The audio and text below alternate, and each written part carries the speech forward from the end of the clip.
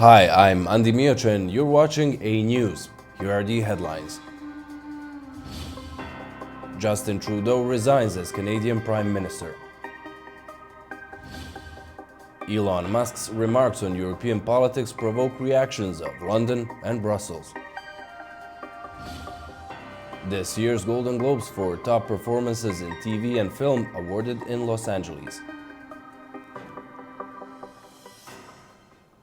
Thank you for tuning in. Justin Trudeau announced his resignation as Prime Minister and leader of Canada's governing party. Speaking in Ottawa, Trudeau said he will stay on as Prime Minister until a new Liberal Party leader is chosen. He added that the country deserves a real choice at the next election and that it has become clear that he cannot be the best option on the ballot if he has to fight internal battles. Trudeau, who has been Prime Minister for 9 years, had been under pressure from members of his own party to resign since the summer, after the Liberals suffered a historic defeat in a Toronto by-election to their Conservative rivals. After the sudden resignation of his Finance Minister, Chrystia Freeland, in December, pressure has grown on Trudeau to step down. U.S. Secretary of State expressed confidence in South Korea's democratic process during his visit to Seoul. Anthony Blinken told a news conference that North Korea's missile test on the day of his visit was a reminder of the need to deepen Washington's cooperation with South Korea and Japan. He also said that Washington wanted to see a ceasefire deal in Gaza concluded and the hostages brought out in the next 2 weeks. U.S. Secretary of State Anthony Blinken expressed Washington's desire for a ceasefire agreement in Gaza and the release of hostages to be finalized within the next 2 weeks. He announced it at a press conference with South Korean Foreign Minister Cho Tae-yul in Seoul. Blinken stated that efforts are intensifying to secure a ceasefire between Israel and Hamas, as well as the return of Israeli hostages before U.S. President-elect Donald Trump takes office on January 20th. We're working very hard to bring that over the finish line. And what we've seen in the last couple of weeks is a re-intensified engagement, including by Hamas, but we have yet to see agreement on the final points. So what I can tell you is this. We very much want to bring this over the finish line in the next 2 weeks, the time that we have remaining. And we will work every minute of every day of those 2 weeks to try to get that to happen. Blinken also condemned North Korea's latest missile launch, which conducted following Blinken's meeting with South Korean acting President Cho Sam-mok. U.S. Secretary said that it is yet another violation of several UN Security Council resolutions. He also addressed North Korea's increasing collaboration with Russia. Blinken warned that the U.S. believes Russia is planning to share space and satellite technology with North Korea in exchange for support in the Ukraine war. In the last week of December, more than 1,000 North Korean forces were killed or wounded in Kursk. Casualties of Russia's effort to redraw the border of a sovereign country, Ukraine, to do it by force, and a sign of the growing threat posed by heightened cooperation between revisionist authoritarians in Moscow and in Pyongyang. Now, this is a two-way street. The DPRK is already receiving Russian military equipment and training. Blinken is visiting South Korea this week to reaffirm the alliance between the U.S. and Seoul, according to the U.S. State Department. Despite the ongoing political turmoil in South Korea, Blinken emphasized Washington's full trust in the strength of South Korea's democracy.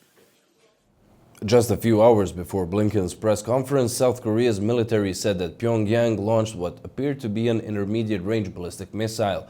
The missile flew 1,100 kilometers before falling into the sea, the military said, adding that it strongly condemns this clear act of provocation. The last time Pyongyang fired missiles was in November, a day before the U.S. presidential election, when it launched at least 7 short-range ballistic missiles off its east coast. U.S. President Joe Biden called the president-elect Donald Trump's idea to end birthright citizenship awful. Speaking to the press after signing the Social Security Fairness Act, Biden said the transition to Trump's government seemed to be going smoothly. U.S. President Joe Biden criticized President-elect Donald Trump's efforts to eliminate birthright citizenship, calling it awful. Speaking at the White House after signing the Social Security Fairness Act into law, Biden said the transition to Trump's administration appeared to be progressing smoothly. When asked about the upcoming anniversary of the January 6, 2021 Capitol attack and whether he still viewed Trump as a threat to democracy, Biden affirmed his belief, stating that Trump's actions posed a genuine threat to democracy. Biden also signed legislation to enhance Social Security benefits for certain retirees, including former police officers and firefighters who receive public pensions. As the first president in more than 20 years to expand Social Security benefits, this victory is a culmination of a four-year fight to provide security for workers who dedicate their lives to their communities. And I'm proud to have played a small part in this fight and get to sign it. According to the White House, this marks the first significant expansion of such benefits in 2 decades. The new law overturns an older policy that had restricted federal retirement payments for higher-earning pensions recipients, a rule that eventually affected other workers, such as postal employees, by capping their benefits. A winter storm brought heavy snow and freezing temperatures to over 60 million people across the U.S. Indiana, Ohio, and the Mid-Atlantic are bracing for up to 30 centimeters of snow and icy conditions. Indiana's first snowstorm of the year hit on Sunday, blanketing the state with heavy snow and freezing temperatures. The National Weather Service issued a winter storm warning through Monday evening, predicting snow accumulations of 15 to 23 centimeters, along with a glaze of ice. This storm affected over 60 million people across more than a dozen states, from Kansas to New Jersey, bringing snow, ice, and freezing conditions.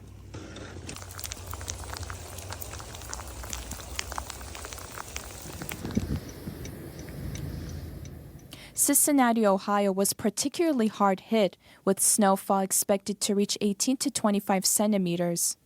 Other major cities, including Indianapolis, Washington, and Philadelphia, closed schools in advance due to the storm's impact.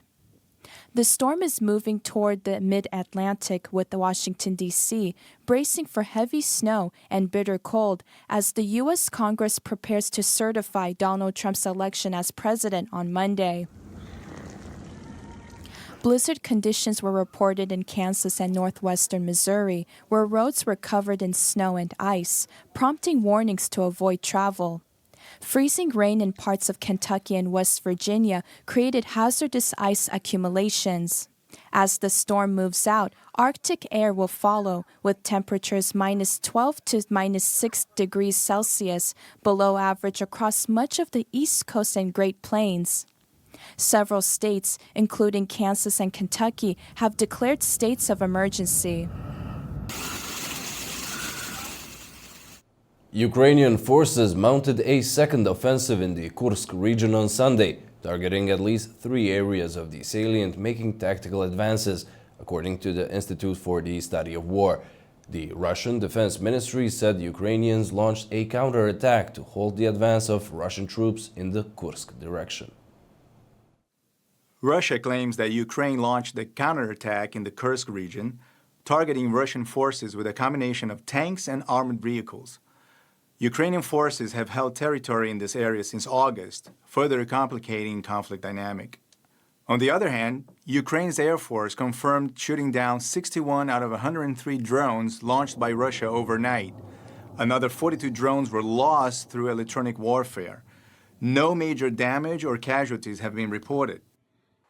Russian airports in Nizhnekamsk, Izhevsk, and Perm temporarily halted flights on Sunday morning due to potential drone threats. Moscow has consistently stated that its military actions are in response to threats from Kyiv and its Western allies. Russian officials accuse Ukraine of targeting civilian areas with its drone strikes, urging international scrutiny of Ukraine's tactics. Meanwhile, Ukrainian President Volodymyr Zelensky stressed the need to strengthen national air defense capabilities. Це незмінне завдання посилювати. The task remains unchanged, strengthening our air defense. We are already preparing for the upcoming meeting in Ramstein, scheduled for next week. Dozens of partner countries will participate, including those capable of boosting our defense not only against missiles, but also against guided bombs and Russian aircraft. We'll be discussing this with them and working to persuade them. Lives need protection here and now in Ukraine, and air defense systems must be operational for this purpose. I want to thank all our partners who understand this and help us develop an air shield. Які допомагають нам із розвитком. As Ukraine focuses on bolstering its air defenses, the upcoming Ramstein meeting is expected to involve discussions on international support for addressing the ongoing conflict.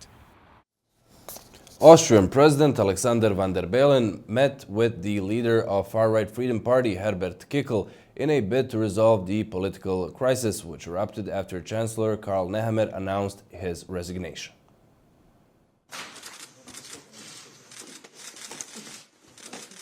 The leader of Austria's far-right Freedom Party, Herbert Kickl, met with President Alexander Van der Bellen, expecting to be tasked with forming a coalition government.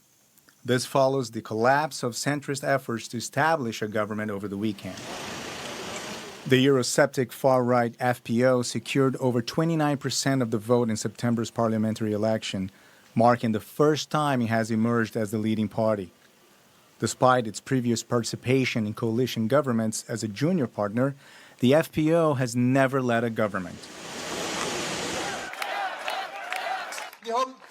We have made Austrian history because this is the first time that the Freedom Party is number one in national elections.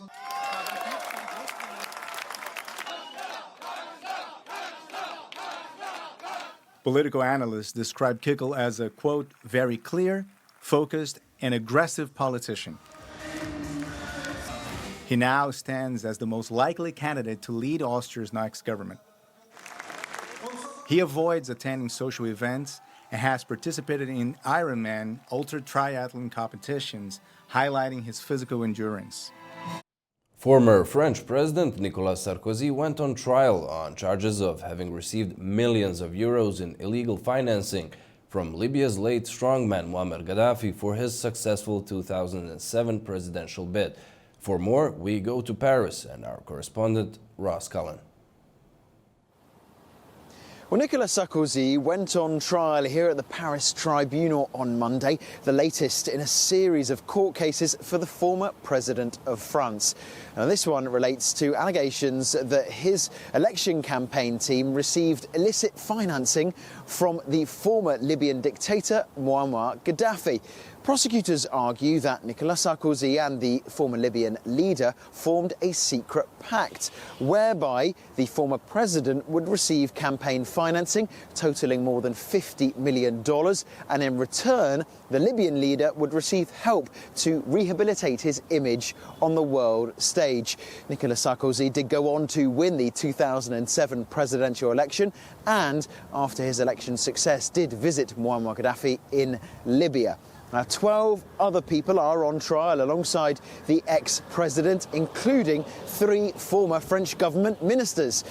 Now, all of the defendants deny the charges. Nicolas Sarkozy says it's all part of a conspiracy against him, and the former president's legal team say that the allegations are, quote, an artificial construction dreamed up by the prosecution. And Nicolas Sarkozy, the 69-year-old former president, is no stranger to legal troubles since he left office after losing the 2012 presidential election runoff to Francois Hollande. Most recently, in December, the former president launched an appeal against a jail term he was given by judges for a corruption conviction. However, he lost that appeal and he is going to have to serve that jail term, but it is instead going to be a sentence he will serve wearing an electronic bracelet. If he is found guilty in this trial, Nicolas Sarkozy faces up to 10 years in prison, and this court case is expected to last until early April. Ross Cullen, A News, Paris. CEO of the X social platform Elon Musk criticized the UK government over the weekend, accusing officials of mishandling child sex abuse cases. In response, UK Prime Minister Keir Starmer stated that Musk had crossed a line, claiming he was spreading lies and misinformation. Oli Barat brings more on that from London.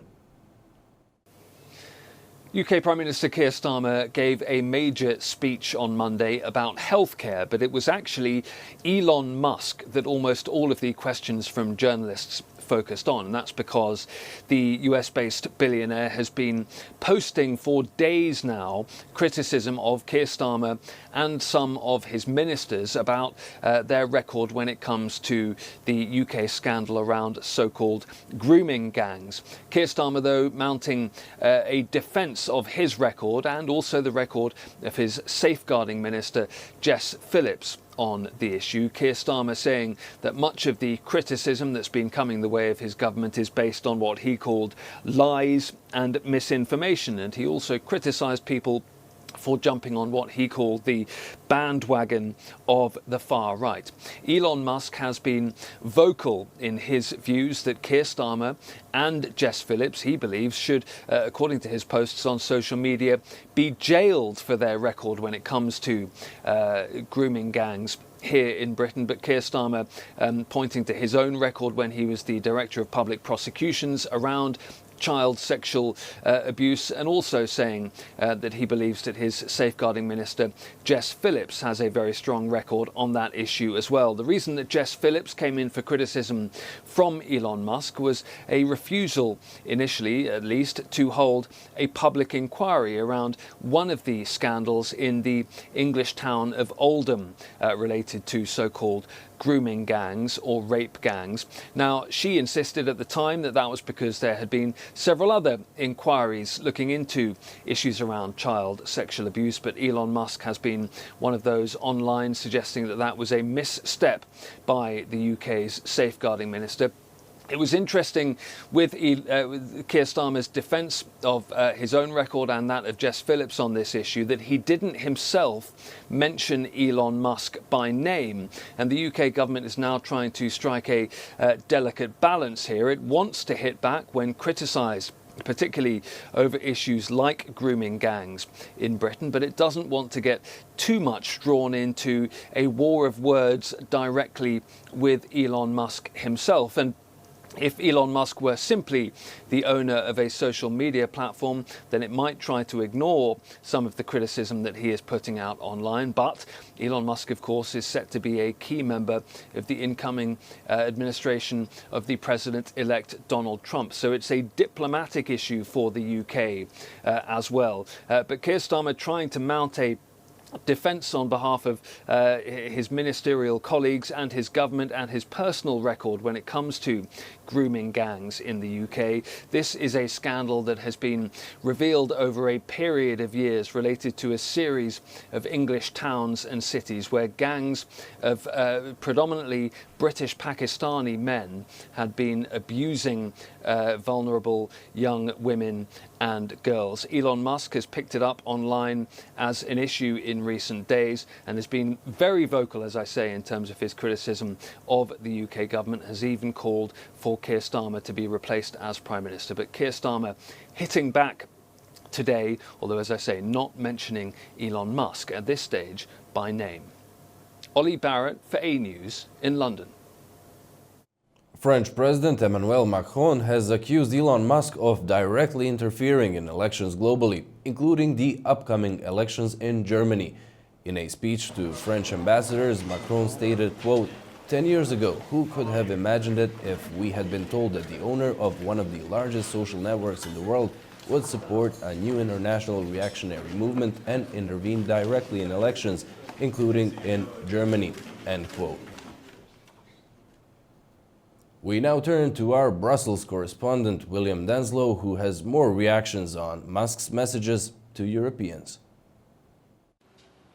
A spokesperson for the European Commission says that while it's Elon Musk's right to express his own political views online, his social media site, X, must operate within legal boundaries.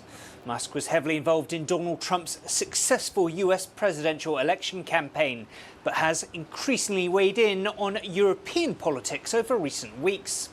Norway's Prime Minister said Monday he's worried that someone with access to social media and huge economic resources is involved so directly in the political affairs of other nations.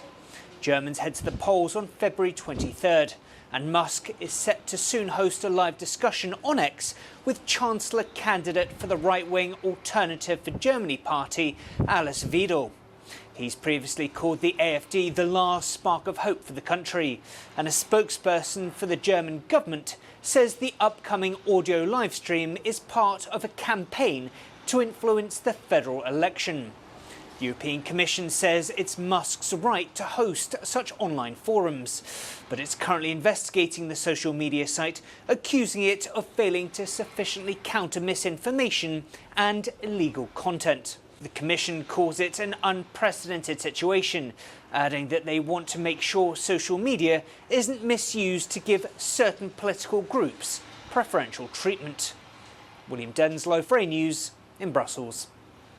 Turkish Foreign Minister Hakan Fidan reiterated Ankara's dedication to stabilize Syria and aid its recovery, while also stressing Turkey's approach to restoring peace in the war-torn region.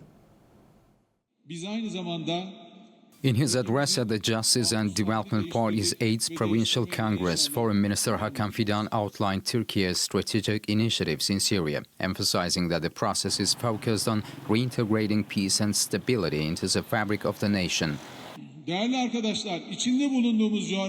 Minister Fidan also called on the international community to lift sanctions on post-Bashar Assad Syria and assist in rebuilding the country's infrastructure. He stressed that a prosperous Syria would enable millions of displaced Syrians to return home and provide benefits not only to Syria but also to the wider region, including Turkey. Fidan also underscored Turkey's role in regional development, pointing to the Development Road project with Iraq, which aims to establish a strategic corridor linking the Gulf to Europe. Concluding his address, Hakan Fidan reiterated Turkey's foreign policy vision of promoting peace, stability and prosperity through cooperation and development initiatives, aligning the country's progress with the welfare of its neighbors.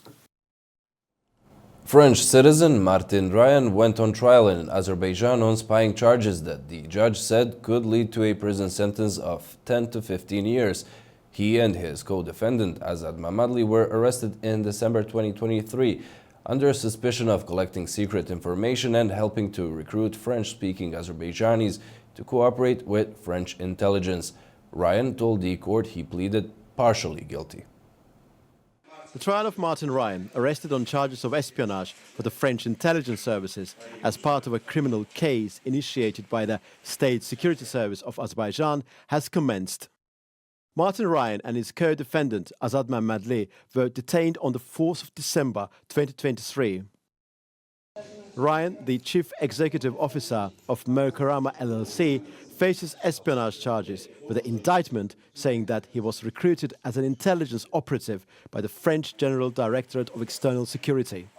Late December 2023, the two employees of the French embassy in Baku were declared persona non grata and subsequently expelled from the country.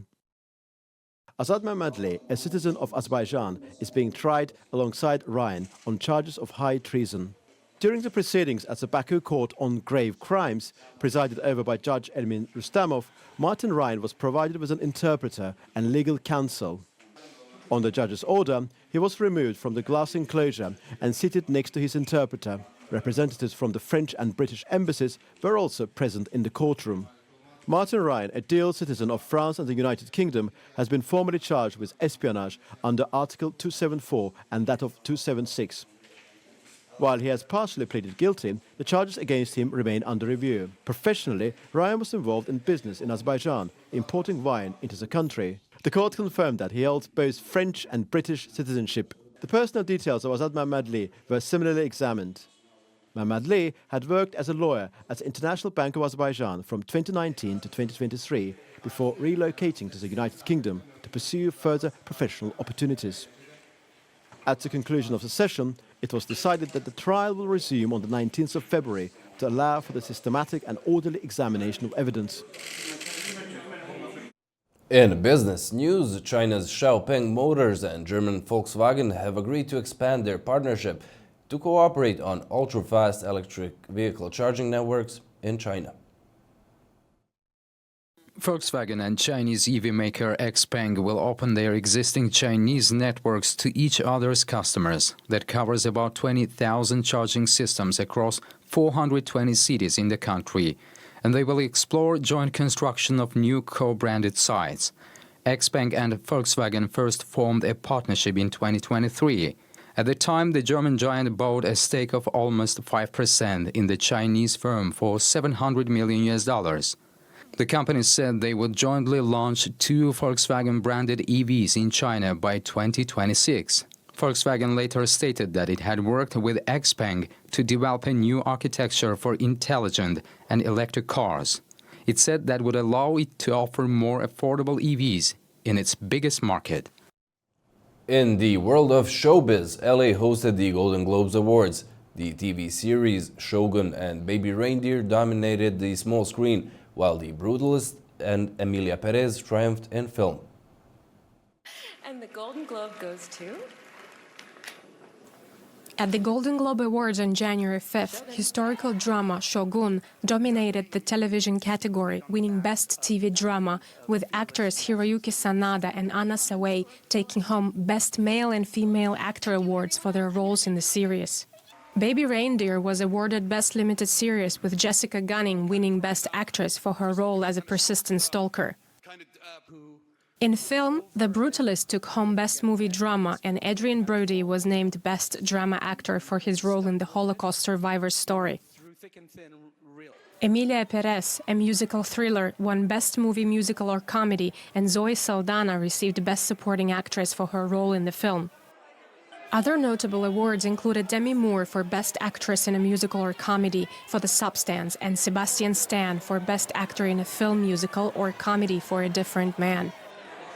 The Golden Globes are seen as a significant precursor to the Academy Awards, shining a spotlight on rising stars and films in Hollywood's award season.